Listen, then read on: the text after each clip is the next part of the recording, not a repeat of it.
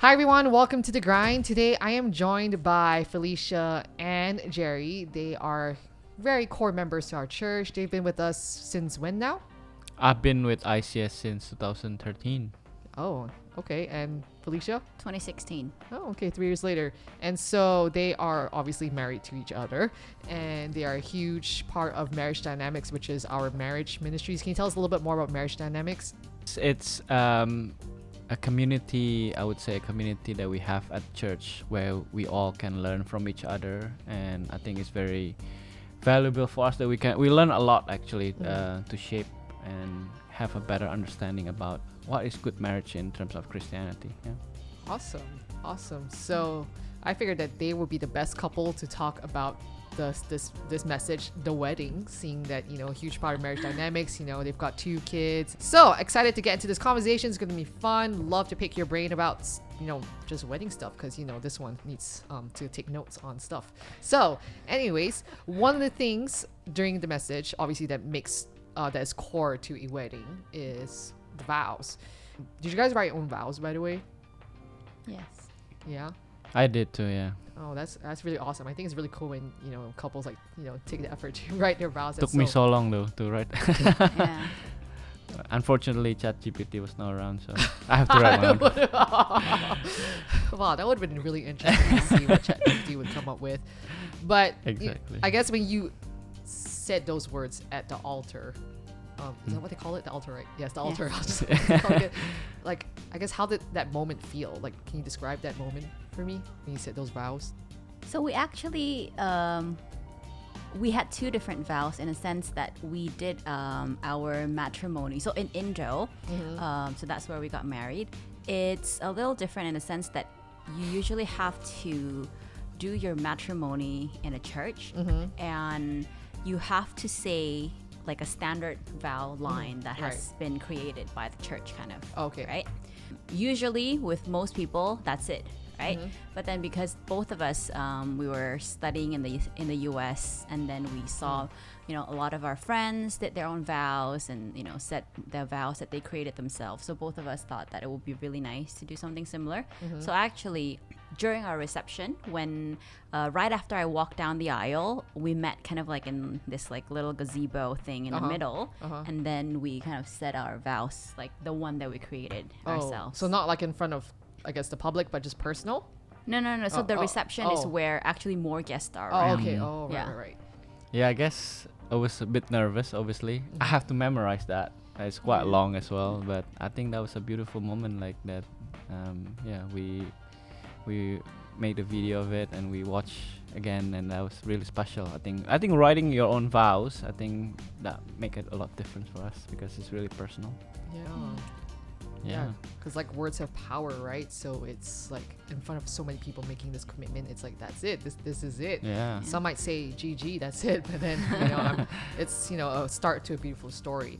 So we often see like when people get married, it's like 2 become 1, right? It's more of like that Spice Girls song, like 2 become 1. So okay, normal perception marriage, 2 becomes 1 to become 1. But then Solomon, on the other hand, basically refers to his bride as my sister, my bride, which is kind of weird if you think about it. Like, my sister, my bride, like that sounds almost incestuous sort of deal. So, but I guess, why do you think Solomon called her my sister, my bride? Like, what are your thoughts on what's the right and godly way to treat the wife according to Paul? I guess it's kind of funny like you asked that questions because we actually have a history behind that. We actually started our relationship as brother and sister. That's one of the trick maybe. I want to be a sister in a Christ, brother in Christ. Yeah. So that was during college. Obviously, I'm much older than Felicia, and she treated me as like an older brother because she hadn't had one in the family. I mean, when I first saw him, I thought he was like an old uncle. I swear to you. He was wearing like this like really old looking button up, like work pants, work shoes, carrying like a manila folder. I was like, what is this old uncle doing in college? Wow. So I guess she had a part to play in his current fashion sense right now. I would hope so. Yeah. Right. Okay, so carry on. So you're talking about like, yeah, so start off as brother sister kind of deal. Yeah, and then we obviously the relationship grew and we start liking each other and then become couples. But I guess going back to your question, I guess I think in the Bible I believe like back then Solomon obviously that time used sister as a terms of endearment to your spouse. Yeah. Not like incest or whatever. Yeah, for sure. I don't think it was definitely thinking that. It's just the terminology. But yeah. that really struck me was the verse that Ephesians 5, right, 25. It says like, husband, love your wife as Christ loved the church. I think I still remember before we got married, we went into the pre-marriage course in ICA. Yeah. And then this is the most question that I still remember now, until now. So the speaker or the teacher asked us questions. Are you ready to die for your wife? Oh. When I heard that, I said, wow, am I ready? Like that level of standard, right? Goes beyond the vows, like, for better or for worse. Are you ready to die for your wife? Yeah. I think when I, heard that, I mean, I was just like, oh wow, that's something that you really think about when you get married, and I think that's really show that God saying that this is how you should treat your wife, that to go beyond that just the vow, but love your spouse as you love yourself. Yeah. I mean, that's so true, because one of the things is to love her like your own body self, right? And I mean, I've seen some men, the way they treat their partner is really trash, and I suppose they also don't really think much of themselves as well. But yeah, like what the verse is, just as he would not neglect his body, he should likewise not treat his wife in this manner. So yeah. But I mean, like, if you think about it also, when you say like treat them or like love them like your sister, in a way I guess it's kind of like also really kind of like protecting their purity in a sense. I mean, just imagine like if you see your lover or your wife to be as your sister, you would definitely want to protect her, with all your life in a sense. You want to make sure that she stays pure. I mean, like we see, not just in the Bible. I know that there's a story in the Bible where a brother was trying to avenge like the sister and like start killing so many people. And like in movies or even like it's always kind of like that brotherly love in a sense. And that, as you said, is showing much more love than some people are towards their partner. Yeah. So I think that's kind of like, I mean, like if you think about it that way, that's also a very cool way of looking at it. Yeah, that is actually pretty cool. I actually never really thought about that too. Because I know when I was reading the verse, I was like, whoa, this is interesting. My sister, my bride. This is weird. But then, yeah, I guess like brother and sister are terms of endearment in the Egyptian love language, and so therefore like wherein the lovers are not married. So yeah, treating your wife as family with purity and as equal with dignity. So I guess my question to you guys is like, within the context of marriage, what does purity look like? Premarital sex is off the table now because obviously you don't need to worry about that. And then we talked about, like pastors talking about, like you gotta not engage in premarital sex outside marriage with before marriage is wrong. So within the context of marriage, how do you maintain purity? I guess the way I think about that is we have to be faithful, not only physically but emotionally, mentally, spiritually with your spouse.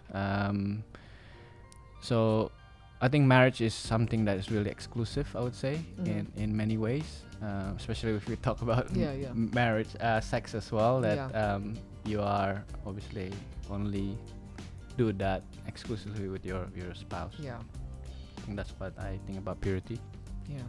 He stole my answer. Well, actually, when you guys were talking, I actually kind of like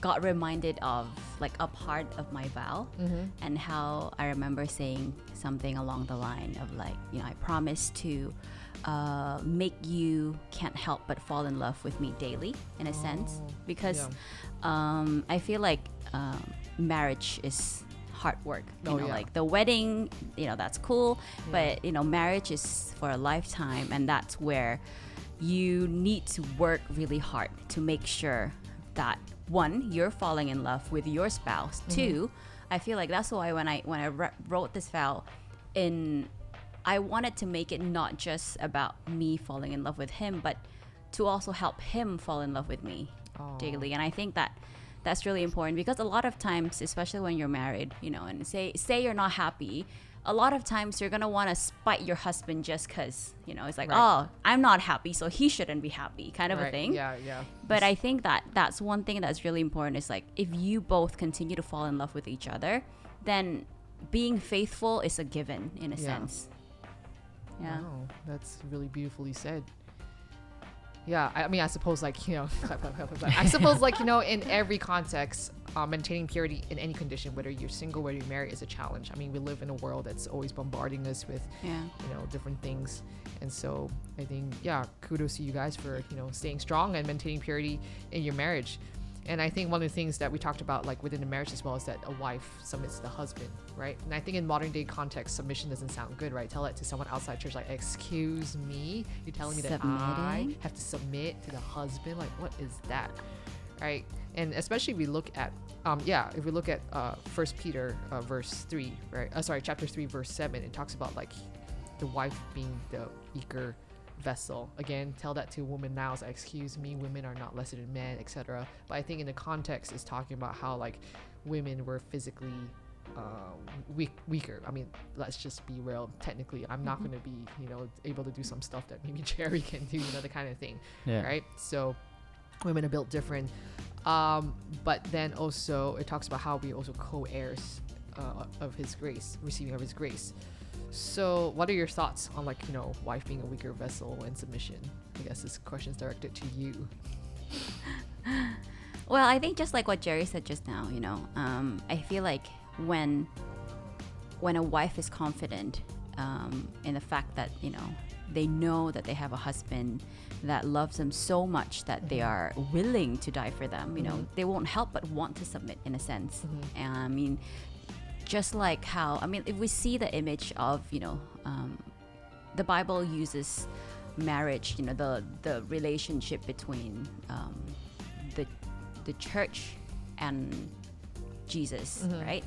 To portray what you know, kind of like an ideal marriage should be like. So say, you know, like Christ died for the church, right? Yeah.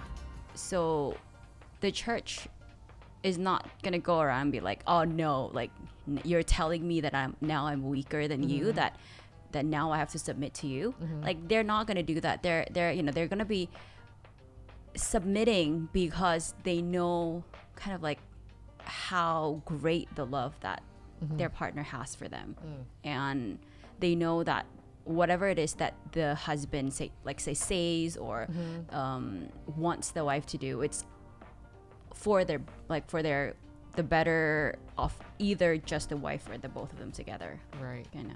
Anything you want to add, Jerry? That's a perfect answer. That was supposed to be your question. I mean, it is hard because, like, you know, again, saying it to modern day women, wife is the weaker vessel, women are lesser, that kind of thing. Obviously, you know, like, no way. But I think in this context, I think Peter, when he wrote this, is advocating for women to be treated equally as well, wives to be treated equally, because at the end of the day, yes, they may be weaker vessels, but then they're still joint heirs in receiving the inheritance of God. You know, actually, one, I would say, like, fun fact is that, you know, that women tend to live longer. Yeah, actually. Like, I mean, look around, go to the parks, go to all that, like, Tai Chi groups. Yeah, it's all they're like women. 99% women. Yeah, and also we can withstand pain a lot better than men. So it's not really giving true. birth. Right here, giving birth. Yeah. You want to try?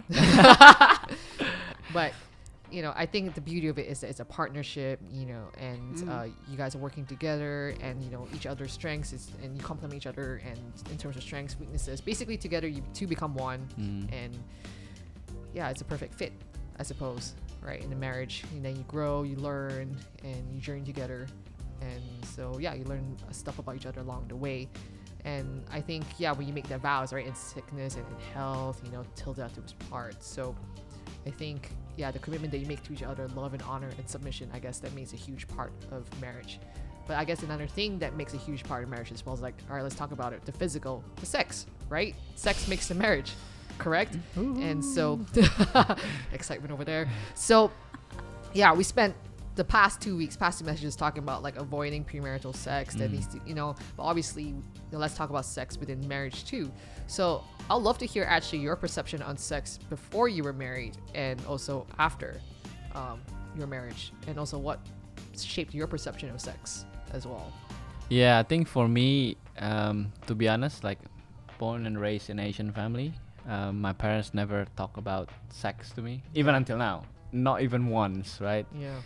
So I learned, you know, sex from Hollywood movies. Yeah. And friends. Steamy. So I think, yeah. So I and after marriage, obviously, I really enjoyed. Yeah. So, but yeah, to your questions, yeah, Felicia's a slightly bad here, slightly. Yeah, it's to your question. I don't learn it from in a good way, but from outside, from media, from Hollywood movies. Yeah. What about you? I can't believe we're having this conversation. I know, but hey. All right. I mean, just like Jerry, we never really talked about it with my parents. After marriage, for some reason, my mom talks about it a lot, and I'm like, I really don't need to know this, guys. Like, does she ask intrusive questions? She informs. Oh, informs. Yeah. So yeah, she would inquire sometimes, but she informs. So, but yeah, before I absolutely had no like discussion whatsoever with any of my parents. Right. But I was really thankful actually, because I have this one friend from college. We were quite close, and then I think a couple weeks before I was getting married, she kind of dated me. She was like, "Oh, let's go for lunch. You know, I just want to catch up before your wedding." I was like, "Oh yeah, sure." And you know, I met up with her, and suddenly she's like, "So, here's the thing. We're gonna have sex talk."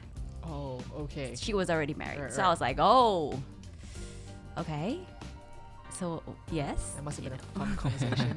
yeah, but I mean, she gave me so much information that I would have never gotten from literally anyone else, I guess, unless I would literally Google very specific things on Google. But I was very thankful for that, and that really kind of changed my mind on sex. Like before that, I feel like just like you said earlier, for some reason sex is seen as a dirty thing, you know. It's like, oh, it's like a wrong thing. Like, but then like after she talked to me about it and everything, and of course after being married, it really shaped my perspective regarding sex, in the sense that it's actually a beautiful thing when it's done within the bounds of marriage. Yeah. But yeah. I was just thinking like this TV series I was watching, Bridgerton. And so, I mean, yes. But it was interesting because some of them, they don't know what it looks like to have sex, right? So apparently, like, they explain it through drawings, like, you have to do this and stuff like that. So, like, this is hilarious. Modern day, it's like, all right, here's the drawings. This is what's going to happen to you. I also had Asian parents too, and I don't think they really talked to me about sex. And I remember my first, I think one of my earliest exposure was to a movie called the American Pie. I don't know if you've heard of that movie. My friends was telling me, oh, it's a really funny movie. You're relating. Yeah. And then so I told my dad, like, oh, we need to rent this movie. I heard it was really funny. So my dad rented it for me. And then when I watched it, I was like, oh dear. Oh dear. And then my dad watched it that night. He's like, Did you watch it together? I watched it with my brother. And so we're both like, oh dear. Because I was 12. He was like 12 years. Yeah, Wow. 12 years old. He was like 5 years younger than me, so 7. We were 12 and 7. I was we were Oh. both like, Wow.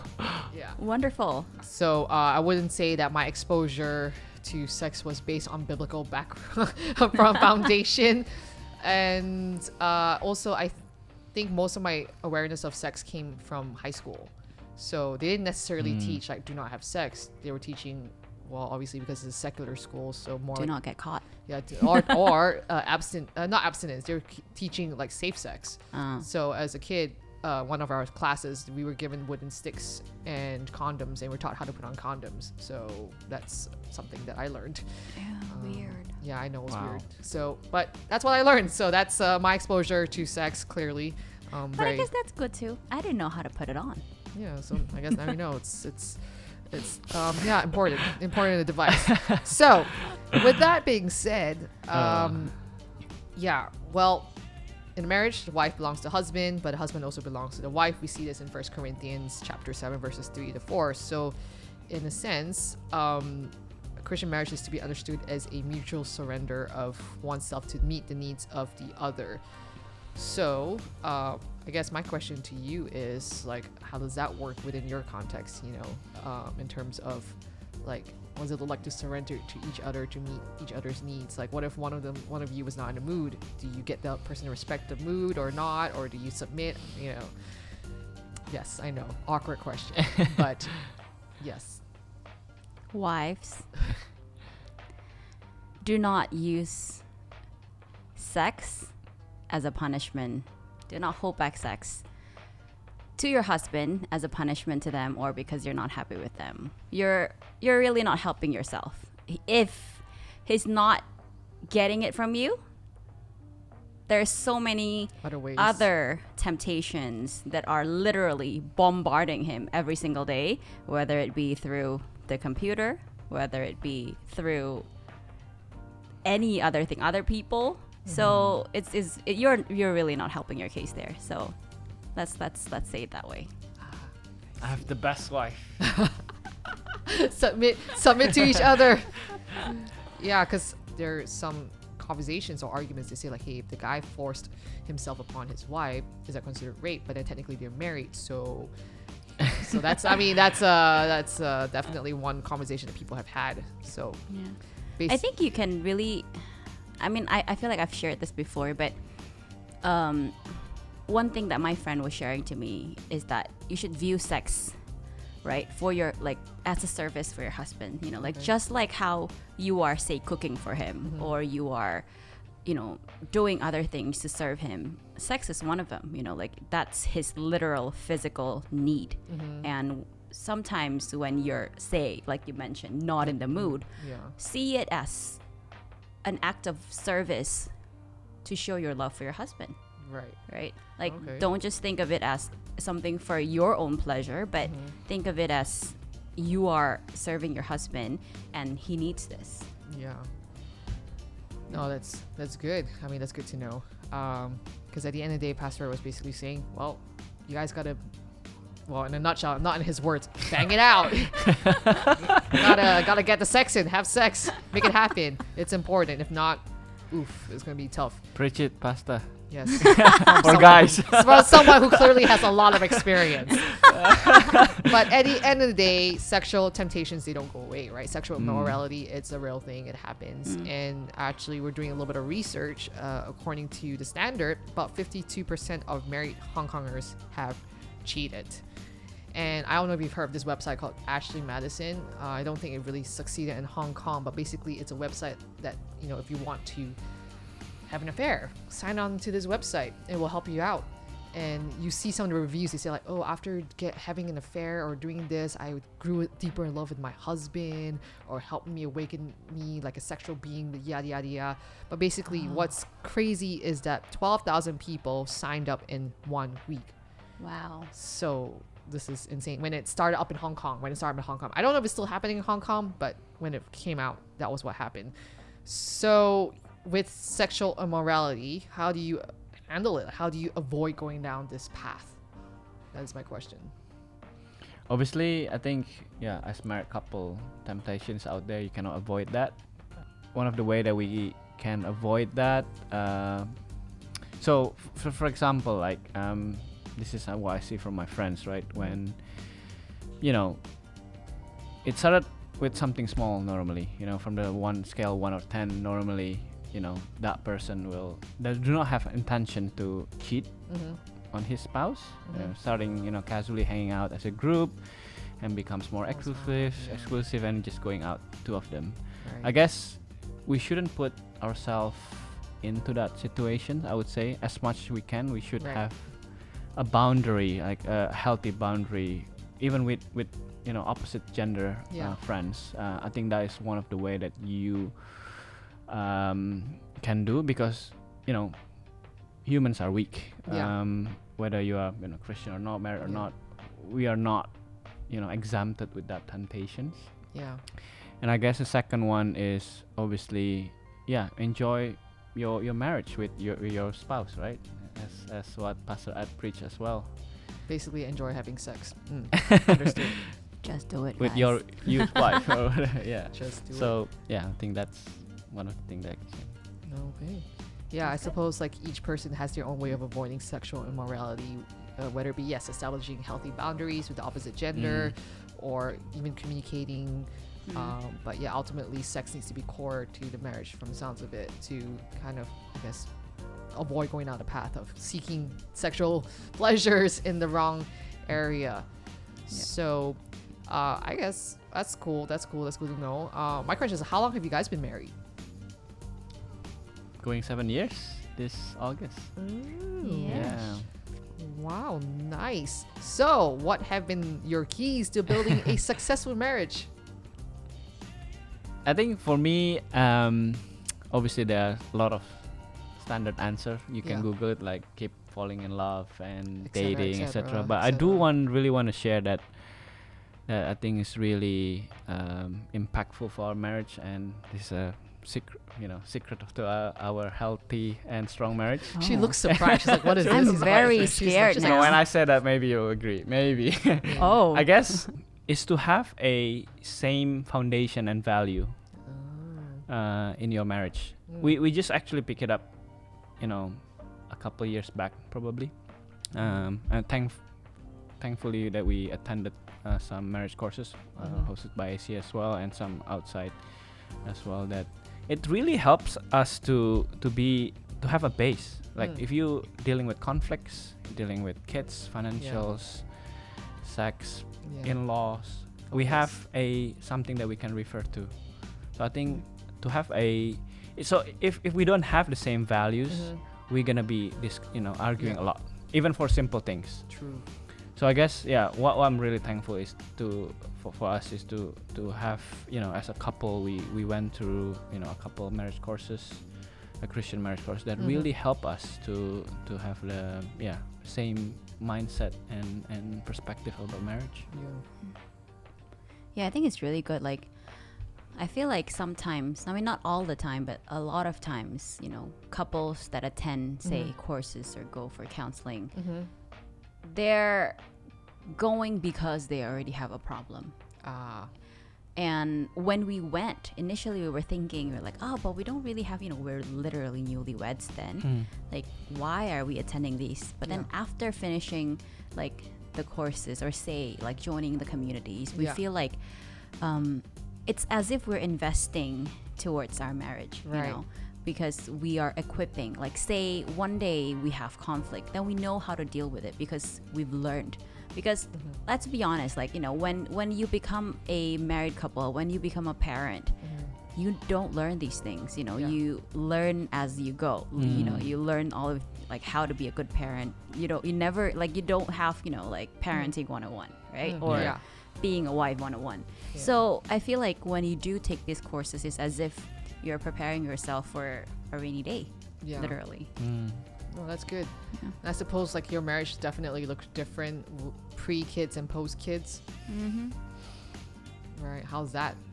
Well, we have a story about that, actually. We do? Yeah. Oh, wow. So after we have kids, obviously we have less time to spend to each other, and then of course. we used to date just two of us before kids, and after 24/7, marriage, right? after marriage, obviously, Traditional. yeah, and then they're still very young, right? And then there's one point when we wanted to go out, just two of us, and I remember Sarabelle, our oldest one, was just crying Oh. and said, "Why are you leaving us?" etc. I mean, at first I didn't get that, so we actually argued. That we said, how can we, enjoy our time together, but leaving the kids like that? That's not right. But again, thankfully for one of the alpha marriage that we attended in ICA, that's one of the homework actually. We have to go on a date, Oh, and they explain the reason why. Oh, to the kids. To us and Oh, obviously to the kids. the And kids, okay. actually, throughout the time, Sarabelle understands, and she stopped crying after we do it a couple times. Maybe it's tough in the beginning, but she has to know that mommy and daddy has to go on date, and marriage is priority. Then kids are the second. But before that, I thought that kids are the priority. I think that. How could you? Our kids are home crying. It's like la la la la la. I was like, Yeah. kids crying. Oh. Yeah. Yeah. Right. I see. And I suppose how's it like for you guys to maintain good communication? Because I know women, they read between the lines sometimes. Guys are like, huh, what do you mean? So how do you guys maintain good communication between you two? I used to have a problem actually. I mean, in terms of just regular communication, I have no problem. It comes a problem for me as a man when I have issues in the office. So if I've experienced problem, I tend not to share. Partly because He's the man. I have a sense of pride that I don't want to be seen as weak. Right. And then I was really stressful at one period of time, but I didn't really share it with Felicia.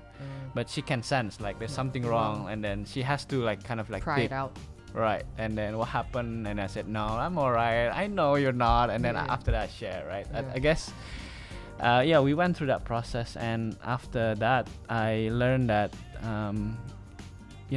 Felicia can be a safe place. No matter what I've done, in the office, how bad it was, the situations, she doesn't think that I'm weak or I'm incapable.